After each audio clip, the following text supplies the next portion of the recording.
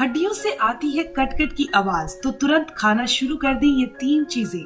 नमस्कार दोस्तों, आपका हमारे इस YouTube चैनल पर स्वागत है। दोस्तों, अगर आपकी हड्डियां कमजोर हो रही हैं, चलते फिरते समय हड्डियों से कट-कट की आवाज आती है, जोड़ों में घुटनों में दर्द रहता है, शरीर में ऐंठन या फिर सूजन रहती है, तो हो सकता है बॉडी में कैल्शियम की कमी हो या फिर जोड़ों में चिकनाहट की कमी हो। जोड़ों के बीच में चिकनाहट होती है जिसे आम बोलचाल की भाषा में ग्रीस कहते हैं। अगर इसकी कमी हो जाए तो जोड़ों से कटकट की आवाज आने लगती है। तो आप बहुत ही आसानी से घर पर नेचुरल तरीके से इसका इलाज कर सकते हैं। शरीर में होने वाली कैल्शियम की कमी को पूरा कर सकते हैं और जोड़ों में घट रही लुब्रिकेंट की कमी को भी आप पूरा कर सकते हैं। इसके अलावा हड्डियों की कमजोरी, शरीर में होने वाला दर्द, सूजन से भी आप छुटकारा पा सकते हैं। दोस्तों, जो ये मैं आपको घरेलू उपाय बताने वाली हूँ वो हमारी दादी नानी द्वारा आजमाया हुआ उपाय है। दोस्तों, जो भी मैं आपको ये नुस्खे घरेलू बताती हूँ वो पुराने नुस्खे होते हैं जिनके फायदे आपको 100% मिलेंगे। तो चलिए जानते हैं रेमेडी को तैयार कैसे करना है। दोस्तों, इस घरेलू उपाय को बनाने के लिए सबसे पहली चीज जो आपने लेनी है वो है सफेद तिल, जिसे इंग्लिश में सीसेमे सीड कहते हैं। तिल में दोस्तों calcium, iron, magnesium, zinc, selenium होता है। इसके अलावा तिल में डाइटरी प्रोटीन व अमीनो एसिड होते हैं जो हड्डियों की ग्रोथ के लिए बहुत ही अच्छा होता है।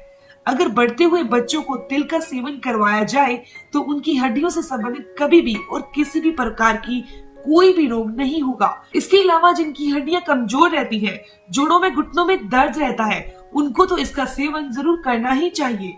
तिल दोस्तों वात को बैलेंस करती है। इसके अलावा अगर आपकी बॉडी में कैल्शियम की कमी है तो तिल से अच्छी चीज कोई हो ही नहीं सकती। मात्र 10 ग्राम तिल के अंदर 100 mg तक कैल्शियम होता है और ये कैल्शियम का पावर हाउस है दोस्तों। लेकिन आप इसे सही तरीके से खाओगे, सही मात्रा में खाओगे, तभी आपको इसके पूरे फायदे मिलेंगे। हम इस वीडियो में आपको बताएंगे कि आपको इसकी कितनी मात्रा खानी है, अपने शरीर के नेचर के हिसाब से किनको किस तरीके से इसे खाना है। दोस्तों, ये जो दूसरी चीज आपको स्क्रीन पर दिखाई जा रही है वो है कलौंजी। इसके बारे में तो आपने कहावत सुनी ही होगी, हर मर्ज की दवा है कलौंजी। ये इतनी फायदेमंद होती है कि आप सोच भी नहीं सकते। कलौंजी को इंग्लिश में ब्लैक क्यूमन सीड कहा जाता है। बहुत लोग इसे मुंगरेला के नाम से जानते हैं। इसका ज्यादातर इस्तेमाल अचार बनाने में किया जाता है। इसके फायदों की बात करें तो ये उम्र को लंबा करती है। कलौंजी मेमोरी पावर को बढ़ाती है, चेहरे की झुर्रियों को हटाती है, यह एंटी एजिंग का काम करती है। इसे रेगुलर अपनी डाइट में शामिल करने से ये बढ़ती उम्र के असर को कम करती है। साथ ही दोस्तों, इसके सेवन से स्किन पर चमक आती है। अगर आप इसका रेगुलर सेवन करते हैं तो आप खुद को हमेशा जवान महसूस करेंगे। 60 की उम्र में भी 30 की उम्र जितना जोश होगा, लेकिन इसका तरीका भी आपको जानना होगा। ये दोस्तों बड़े हुए वजन को भी कम करने में बहुत अच्छा है। कलौंजी के इस्तेमाल से आंखों की रोशनी बढ़ती है। ये बालों की हेल्थ के लिए बहुत अच्छा होता है। इससे बाल घने और मजबूत बनते हैं। इसके अलावा कलौंजी दोस्तों शुगर लेवल को कंट्रोल में रखता है। ब्लड प्रेशर वालों के लिए कलौंजी दवाई की तरह काम करता है।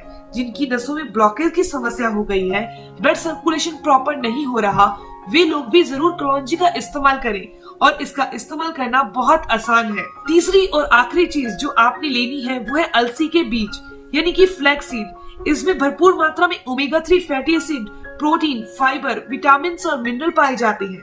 अलसी में भारी मात्रा में न्यूट्रिशन होते हैं जो हमारे शरीर के लिए बहुत ही जरूरी पोषक तत्व होते हैं। ये दोस्तों आपके हार्ट के लिए बहुत अच्छे होते हैं। आपको या आपके परिवार में किसी को भी हार्ट से रिलेटेड किसी तरह की कोई प्रॉब्लम रहती है, बुरा कोलेस्ट्रॉल की दिक्कत है, उम्र से पहले अगर आपके शरीर में बहुत ज्यादा कमजोरी आ रही है, खास तौर पर पुरुषों के शरीर में वीर्य की कमी हो रही है, तो उसमें ये अलसी बहुत पावरफुल है। दोस्तों, अलसी के बीजों के अंदर ऑयल कंटेंट होता है। अलसी कंज्यूम करने से जो जोड़ों के बीच का लुब्रिकेंट की कमी है वह कमी पूरी हो जाती है। इसके अलावा जैसे मैंने आपको बताया कि इसके अंदर ओमेगा 3 फैटी एसिड होता है। ओमेगा 3 फैटी एसिड दोस्तों हड्डियों के लिए बहुत फायदेमंद कंटेंट है। ओमेगा 3 फैटी एसिड हड्डियों को मजबूत करता है। इसके अलावा भी ओमेगा 3 फैटी एसिड के बहुत फायदे हैं। यह स्किन को बहुत अच्छा करता है, बालों के लिए ये बहुत अच्छा होता है, हमारे अंदरूनी अंगों के लिए बहुत अच्छा होता है। दोस्तों, अलसी के बारे में कहा जाता है कि अलसी खाने वाला व्यक्ति बुढ़ापे में भी जवानी का एहसास पाता है। तो दोस्तों, अलसी बहुत ही पावरफुल चीज है, तो हर एक इंसान को जरूर अलसी कंज्यूम करनी चाहिए। आप अपनी दादी नानी से जरूर पूछिएगा कि वो अलसी का इस्तेमाल कैसे करते थे। वो रेगुलर बेसिस पर अलसी का सेवन किया करते थे या अलसी के ऑयल का इस्तेमाल करते थे। आइए मैं आपको बताने वाली हूँ कि आपको इन तीनों चीजों को कितनी मात्रा में लेना है, कैसे लेना है और ये शरीर के लिए कैसे कैसे फायदेमंद है। सबसे पहले जानते हैं तिल का सेवन कैसे करना है। दोस्तों, तिल को तवे पर डालकर हल्का रोस्ट कर लेंगे, यानी इसे भून लेंगे ताकि इसके अंदर की जो नमी है वो निकल जाए। कभी भी तिल को कच्चे रूप में नहीं खाया जाता, इससे खांसी की प्रॉब्लम हो सकती है, पचने में दिक्कत हो सकती है, इसीलिए इसे हमेशा भून कर ही सेवन किया करें। दोस्तों, आपको इस तरह से 2 से 3 मिनट के लिए तिल को चलाते हुए धीमी आंच पर भून लेना है। इसके बाद आपने इसे किसी भी एयर टाइट कंटेनर में भरकर रख लेना है। इस तरह से आपको अलसी को भी भून लेना है, इसे भी कच्ची नहीं खाना चाहिए। अलसी दोस्तों पचने में भारी होती है, इसीलिए इसे हमेशा ही भून कर खाया जाता है, नहीं तो आप इसे भिगो कर भी खा सकते हैं। इसे भी 2 से 3 मिनट तक भून लेंगे। जब तक इसमें से चट-चट की आवाज ना आने लगे इसे भूनिए। भूनने के बाद इसे किसी भी एयर टाइट कंटेनर में भरकर रख लीजिए। तो ये दोनों ही चीजें अलग अलग भी आप ले सकते हैं या एक साथ भी ले सकते हैं।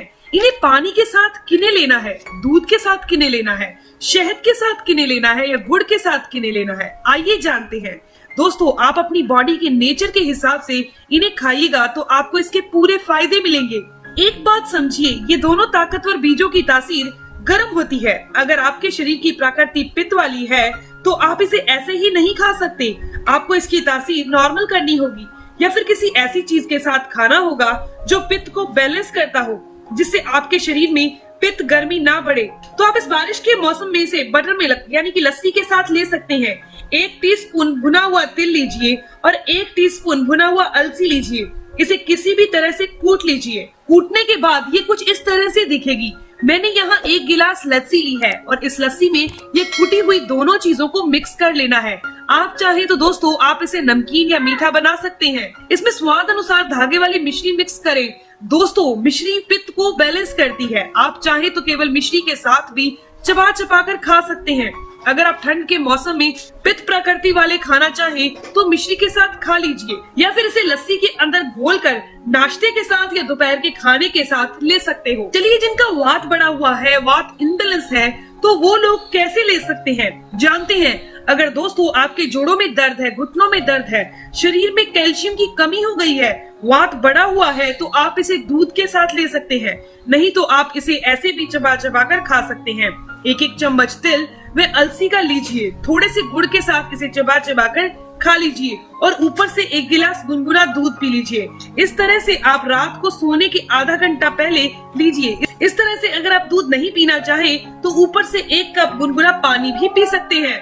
इस तरह से जिनका वात बढ़ा हुआ है वो लोग ले सकते हैं। लेकिन अगर आपको वात व पित्त दोनों की ही समस्या है तो आप दोपहर के खाने के साथ छाछ के साथ ले सकते हैं। लेकिन अगर आपको सर्दी जुकाम की समस्या है, गले में छाती में बलगम जमा हुआ है, कफ की समस्या हो गई है, अस्थमा की समस्या हो गई है, तो आप इसे शहद या गुड़ के साथ लीजिए, फायदेमंद होगा।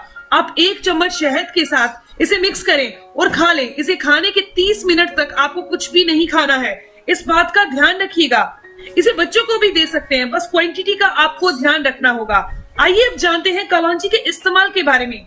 क्या आप देख पा रहे हैं, मैंने यहाँ पर एक कांच का गिलास लिया हुआ है। आप भी कांच का 1 गिलास लीजिए और उसमें आधा चम्मच कलौंजी के दानों को डाल दीजिए।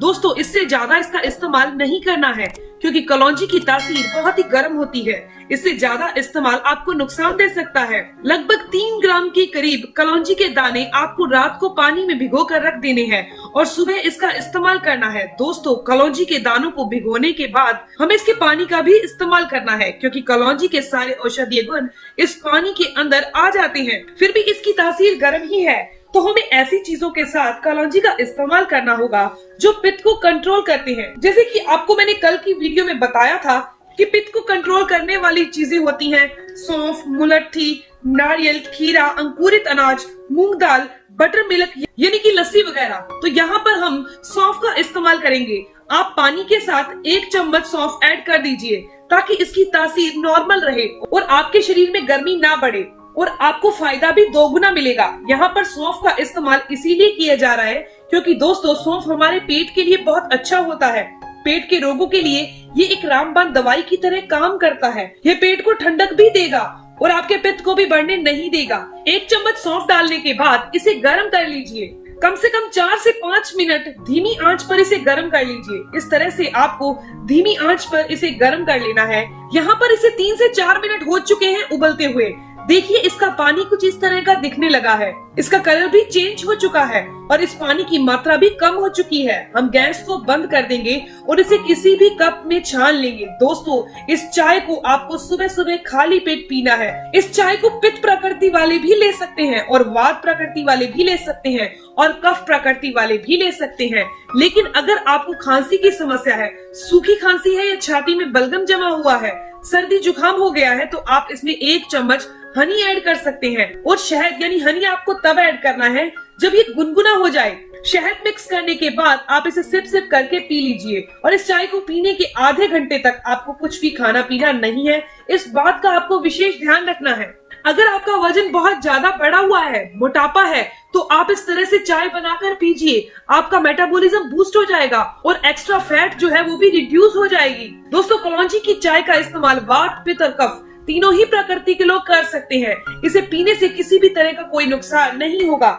लेकिन जो महिलाएं गर्भवती हैं, उन महिलाओं ने कलौंजी, तिल और अलसी का इस्तेमाल नहीं करना है। इस बात का ध्यान रखिएगा।